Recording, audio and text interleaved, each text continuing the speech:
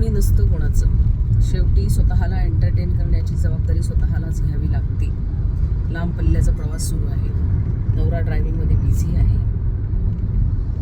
त्याला ना गॉसिप सांगण्यात इंटरेस्ट आहे ना ऐकण्यात इंटरेस्ट आहे. माझा निसर्ग बघून झाला, सोशल मीडिया बघून झाला, फोनवर बोलून झालं.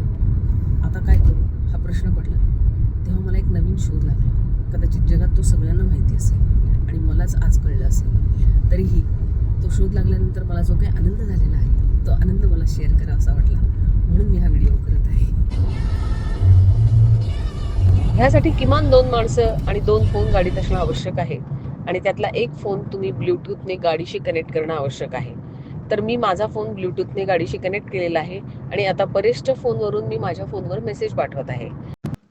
माझा पहिला मेसेज आहे, अडला नारायण गाढवाचे पायधरी, अडला नारायण गाढवाचे पायधरी, जो तुम्ही गुगळेबाईंच्या आवाजात ऐकलेला आहे. माझा दुसरा मेसेज आहे, घरोघरी मातीच्या चुली,